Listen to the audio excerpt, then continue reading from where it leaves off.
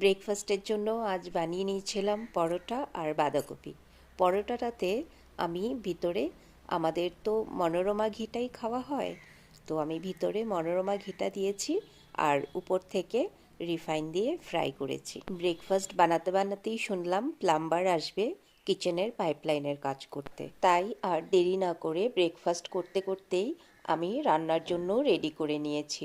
যে বাঁধাকপিটা পরোটা দিয়ে খাওয়ার জন্য বানিয়েছি সেটারই কিছুটা অংশ নিয়ে নিয়েছি বড়া ভাজার জন্য। অন্য সময় আমি বড়াটা ঠিক খাওয়ার আগেই ভাজি, কিন্তু আজকে তো আর হবে না, যেহেতু কিচেনে কাজ করবে, ওদের সামনেই আমি সেগুলো কাজ করতে পারবো না, তাই বড়াটা ভেজে নিয়েছি।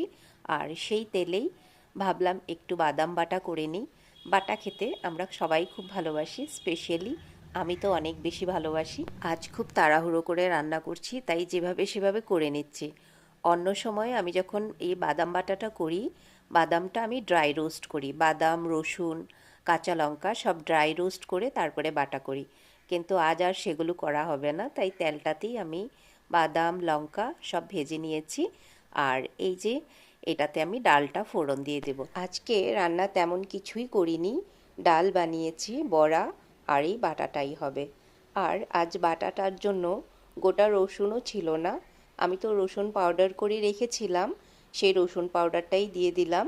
ধনেপাতাও ছিল না, না হলে ধনেপাতাও দিতে পারতাম। দিয়ে দিয়েছি নুন, আর শুধু সাথে দিয়েছি একটা টমেটো। তবে বাটাটা খেতে ভালোই হয়েছে, আমি এভাবে তেলে ভেজে এবার ফার্স্ট টাইমই বানিয়েছি। আমার রান্না কমপ্লিটই হয়নি, তার মধ্যে এসে গেছে প্লাম্বার কাজ করার জন্য।